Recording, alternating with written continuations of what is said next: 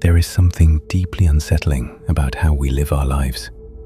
Not because we lack opportunities, not because doors are closed, but because we keep standing in front of open doors, asking them to prove themselves before we dare to walk through them. Rumi's words do not come to comfort that hesitation. They disturb it.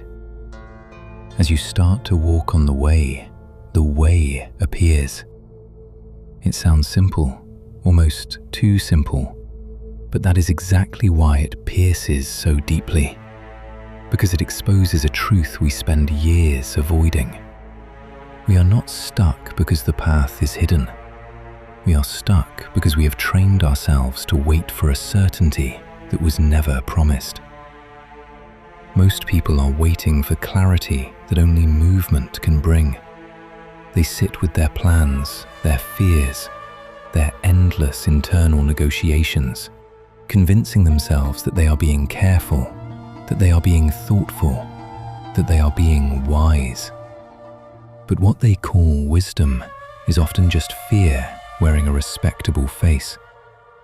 They want to see the entire road before they begin. They want guarantees. They want to know that their effort will not be wasted, that their step will not lead to loss, that their decision will not expose them. And because life does not offer such guarantees, they remain exactly where they are. There is a quiet tragedy in that stillness. Not the stillness of peace, but the stillness of avoidance. The kind of stillness where a person feels something inside them calling, pushing, whispering that there is more, that there is a direction they are meant to take. Yet they silence it again and again because they are not ready to face what it might require. And so the years pass, not because they chose wrongly, but because they never chose at all. The soul was not created to live like that.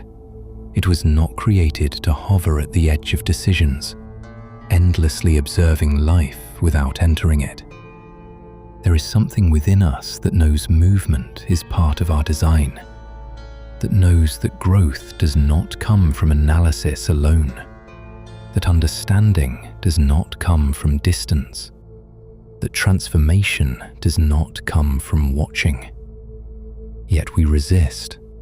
We resist because beginning is uncomfortable, because the first step does not come with applause, because the beginning often feels uncertain, awkward, incomplete. It does not look impressive. It does not feel powerful. It exposes our weakness more than it showcases our strength. And that is where most people turn back. They do not realize that what they are feeling is not a sign that the path is wrong. It is a sign that the path has begun. There is a kind of honesty in the first step that the ego cannot tolerate. It strips away illusions. It removes the comfort of pretending. It forces a person to meet themselves without the decorations they have carefully built over time. That is why hesitation feels safer, because in hesitation, a person can still imagine themselves as capable, as ready, as disciplined, as strong. But once they begin, reality replaces imagination, and reality humbles. But there is also something else hidden in that humility, something most people never stay long enough to discover. When a person continues despite that discomfort, despite that exposure, despite that lack of clarity, something begins to shift. Not outside first, but within. The path does not suddenly appear in full. That is not how it works. But small openings begin to show themselves. Subtle changes, slight clarity, a sense that the next step is no longer as heavy as the first. This is what Rumi is pointing toward. The way does not reveal itself to the one who is waiting for proof. It reveals itself to the one who is willing to move without it. There is a kind of trust embedded in that movement, not blind, not careless, but deep. The kind of trust that understands that life is not meant to be controlled in advance, but lived in sincerity. The kind of trust that accepts that not everything will be known at the beginning, but that knowing grows with walking. Look back at your own life, the moments that changed you, the decisions that shaped you, the paths that brought you to where you are now.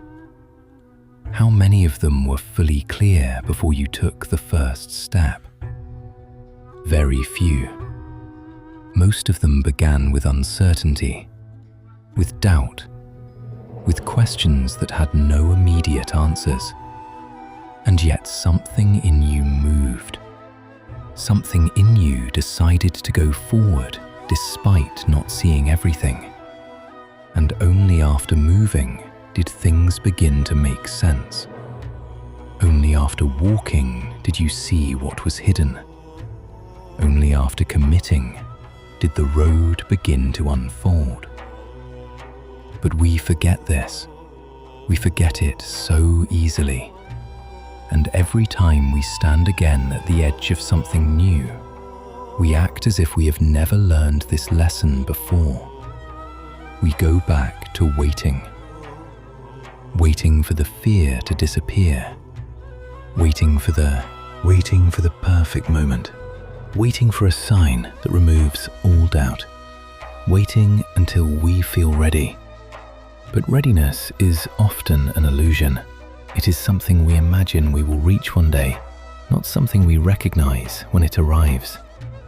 And so we keep postponing our own lives, convinced that one day we will become the version of ourselves that finally begins. That day rarely comes, because the version of you that begins is not created before the step. It is created by the step. There is a deeper layer to this that most people do not want to face. The longer a person delays, the more convincing their reasons become. Hesitation begins as uncertainty, but over time it evolves into identity. A person no longer says, "I am unsure." They begin to say, "This is just who I am." They tell themselves they are careful. They tell themselves they think deeply. They tell themselves they do not rush into things. And all of that may sound wise on the surface, but beneath it, something is quietly decaying.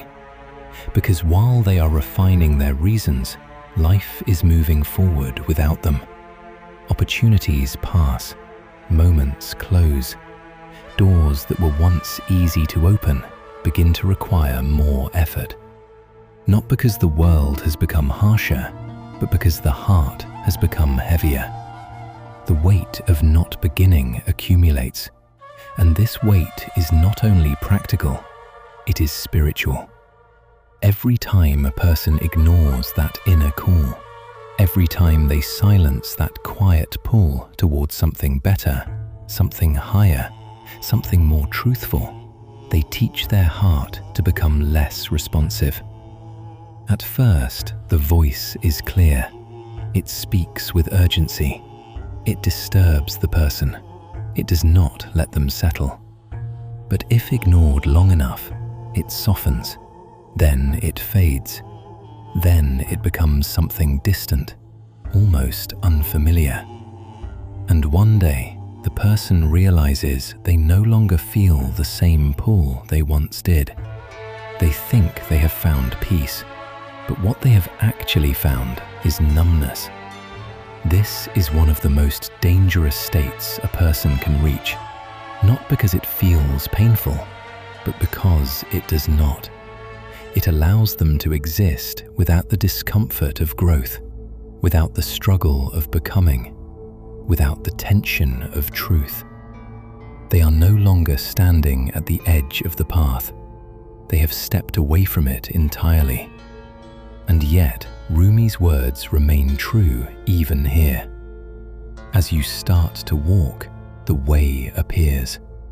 Not as you think, not as you plan, not as you analyze, as you walk. There is something about movement that awakens the heart again. Even a small step, even a hesitant one, can begin to reverse years of stagnation. Because movement carries sincerity, and sincerity has a power that calculation does not. When a person moves sincerely, even if they are unsure, even if they are weak, even if they feel unprepared, something within them aligns. They are no longer divided between what they know and what they do. They are no longer split between intention and action. They become whole again, even if only slightly. And that wholeness begins to grow. This is why the beginning matters so much. Not because it is perfect, but because it is real. A person who begins imperfectly is closer to truth than a person who waits perfectly. Because truth is not found in perfection. It is found in sincerity. And sincerity is proven by movement.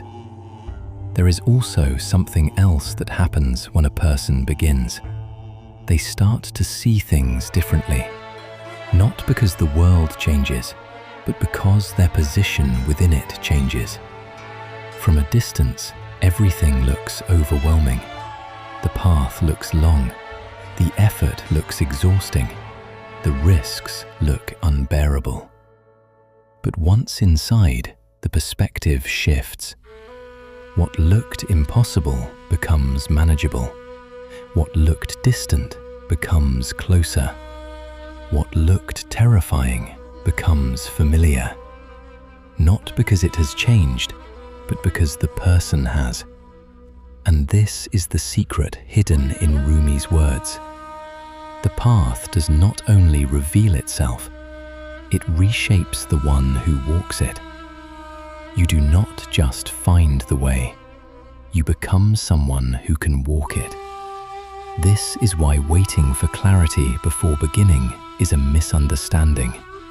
Because clarity is not something you receive fully formed. It is something that grows with you, step by step, moment by moment, choice by choice. And yes, there will still be uncertainty.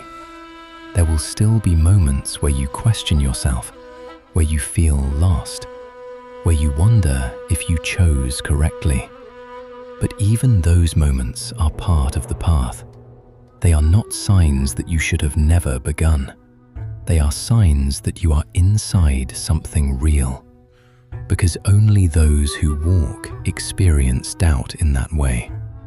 Those who never begin remain comfortably uncertain, but they never encounter the deeper questions that refine a person. They never reach the point where doubt becomes a doorway instead of a wall. They never discover that confusion can be a teacher instead of an obstacle. They remain outside, watching, thinking, imagining, while others, imperfect, uncertain, but sincere, continue walking. And as they walk, the way appears. Not all at once, but enough. Always enough for the next step.